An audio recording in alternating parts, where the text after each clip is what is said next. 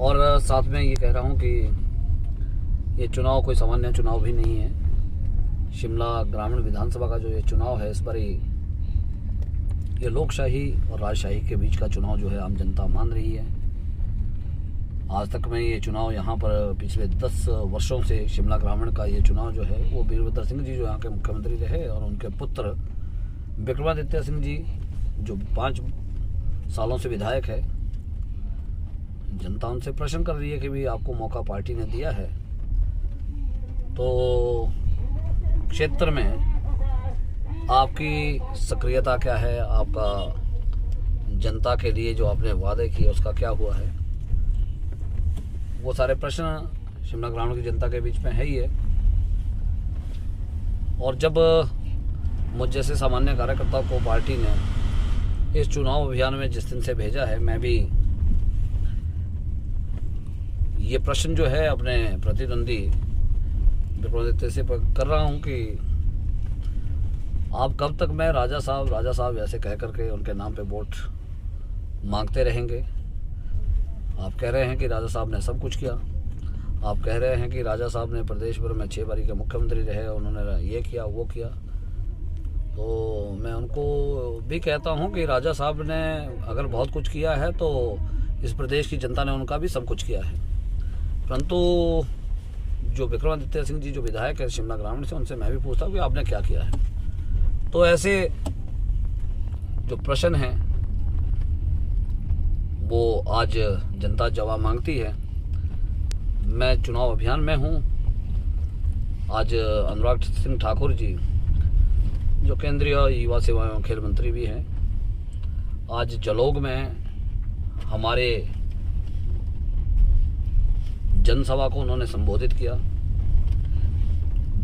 जनता में पूरे सराज क्षेत्र में जलोग के अंदर में वो उत्साह भर के गए हैं, मुझे आशीर्वाद दे के गए हैं। और उन्होंने भी शिमला ग्रामीण के मतदाताओं से अपील की है कि इस बारी रवि मेहता को जो एक संगठन का कार्यकर्ता है और पार्टी में निष्ठा के साथ में जुड़ा है, उनको समर्थन दें, उनको वोट करें।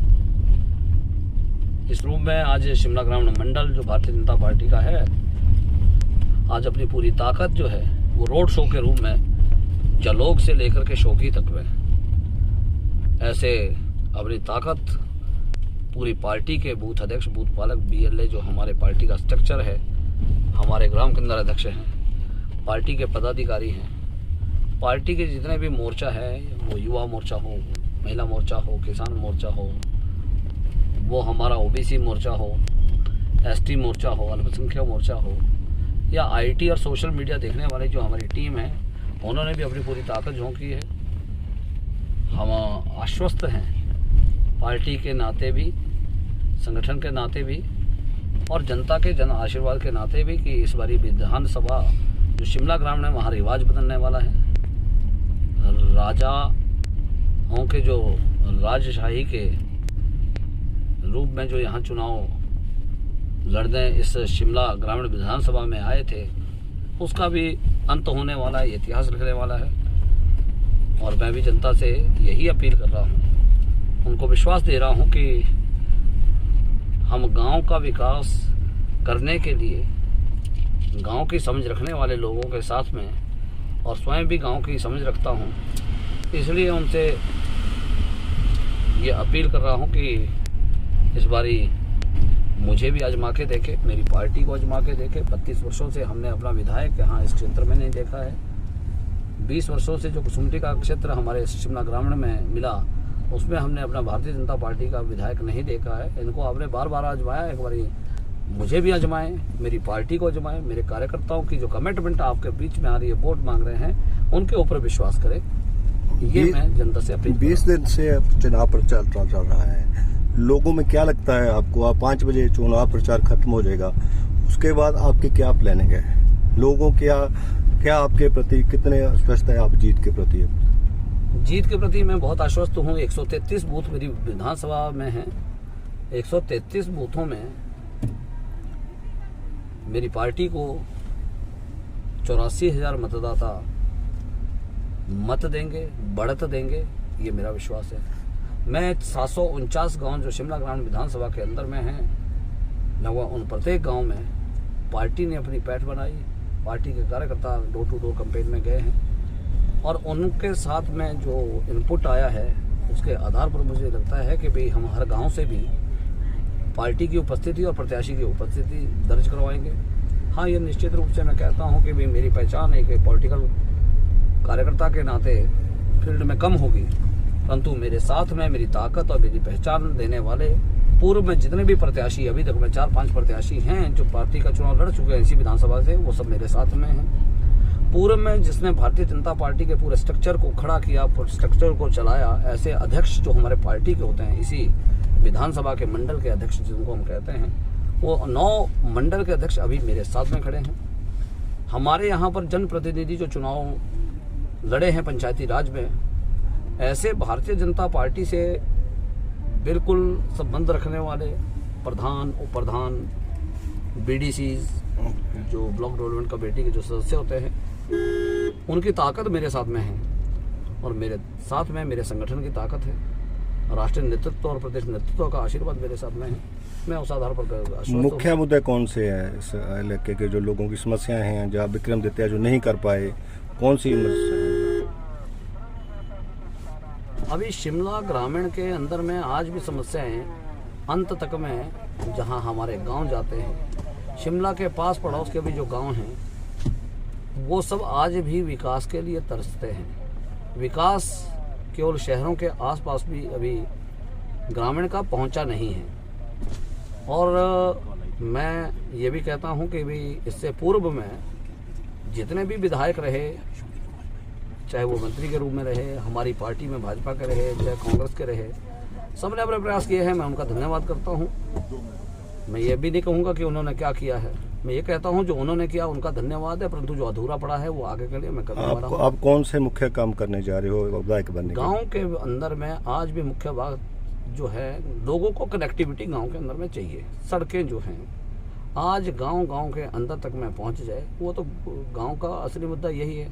अगर वो सड़क पहुंची है तो सड़क केवल पंचायत के माध्यम से कैसे न कैसे करते कि जिसमें महिंद्रा पिकअप, छोटी कार, घर तक में जाने वाली कार है, परंतु वो रोड पास नहीं है। ऐसी लगभग 84 सड़कें अभी शिमला ग्रामीण के अंदर में हैं जो अभी भी पास हो जाए, सरकार का पैसा लगा है। कुछ सड़कें ऐसी है 100 metre, 200 metre, 300 metre, 1 kilometre, 2 kilometre फंसी हैं, कनेक्ट नहीं हुई आगे, ताकि एक साइड से दूसरी साइड हम पहाड़ों में निकल जाएं। तो ये मुद्दे हैं। बसें गांव के अंदर में नियमित रूप से चले, HRTC की हो, हमारी प्राइवेट बसें, उनको ऑपरेटर के नाते उनको वो मिलना चाहिए। गांव के अंदर में स्वास्थ्य सुविधाएं जो हम कहते हैं, अभी गांव में भी जो स्ट्रक्चर अभी हमारे गांव के अंदर में है, वो स्वास्थ्य सुविधाएं भी वेलनेस सेंटर के रूप में अच्छे डेवलप हो जाएँ।